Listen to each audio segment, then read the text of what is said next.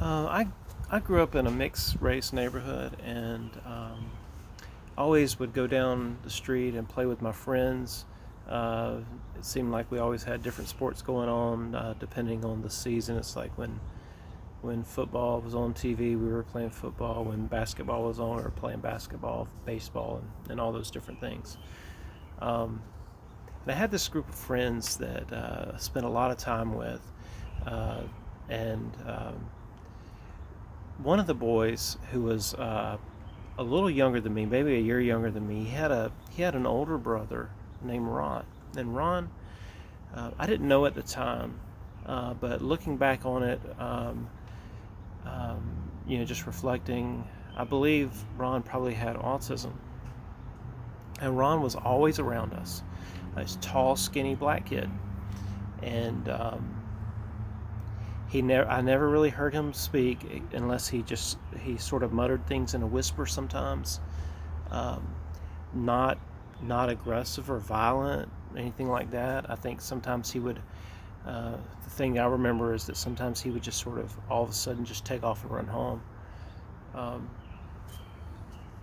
but in light of what's been going on with the George Floyd story and the issue of police brutality being in the news, there've been a lot of conversations in my house about how we treat people and you know the challenges that particularly black young men have in our culture and being judged. And it made me reflect on the story um, when I was I think I was in college and probably home on a break.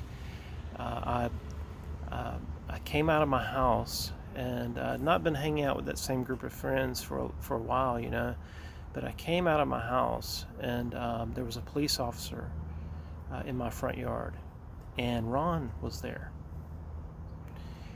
And the police officer yelled at Ron to stop because Ron um, was opening car doors and getting in, and I think he liked playing with the radios, and he was getting in cars that were unlocked, and someone reported it to the police, and so the police were called.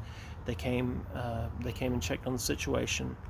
The police officer that was there was a white man, and uh, the police officer approached Ron as I was coming out of my house, and he told him to stop, and Ron did not stop. Ron turned and kind of a brisk walk away from the police officer, and I watched and saw the police officer, as he was yelling for Ron to stop, reach over and put his hand on his holster. And when I saw that, um, I instinctively just said to the officer, wait, he doesn't understand. He doesn't understand. And the police officer stopped, and he turned back to me and he said, I said, I've known him for years. He just doesn't understand what's going on. And the police officer said, I'm so glad you were here to tell me that. But somebody needs to stop him because he's going to get hurt. People aren't going to understand. And it just it made me think about an interview I listened to. The Babylon Bee of all places interviewed a police officer, and he talked about the defunding of police departments, the thing that's happened in Minneapolis, I believe. Um, he said it's it's not a completely unheard of thing. He gave an example of Camden County in Maryland, and he said if funds are reallocated to provide support for mental health or training and things like that, it could really be um, a good thing for the community. It could benefit everyone if the police force was equipped and supported in different ways, so that they were able to handle certain situations. And I think about the situation with Ron, and I think, yeah, this police officer really, he had no sense of what he was dealing with, and he did not seem to have any malice towards Ron.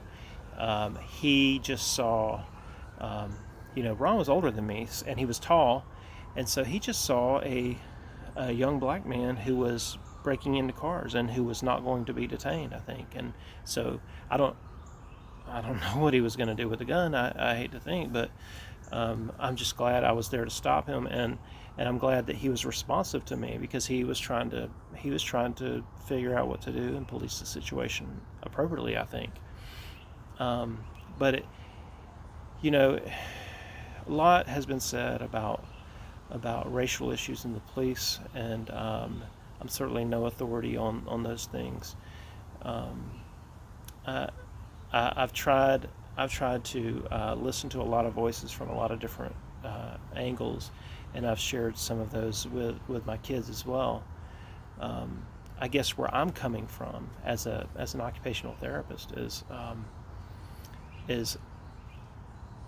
I'm in the business of preparing people who have disabilities for for living lives that are successful and enjoyable, and you think about a guy like Braun who is not equipped to deal with some of these things. Who's going to walk beside him? Who's going to equip him for the challenges that are in front of him, and for the things that he may never get? Um, it becomes our responsibility as society, police force, social workers, whoever, family. It becomes our responsibility to care for people who have challenges, and to not unfairly judge them, and not assume things about them. So it's just kind of a different wrinkle to think about this whole situation. There are I've seen a situation where um, there was a huge misunderstanding, and it had the potential to go in a very bad direction. But I feel like God put me in the position to protect Ron in that situation. I'm grateful that it happened that way, um, and I'm grateful that this police officer was willing to listen, and was not just concerned about policing the neighborhood, but was concerned about not doing harm to Ron, and I appreciated that about him. But for what it's worth, there's my perspective.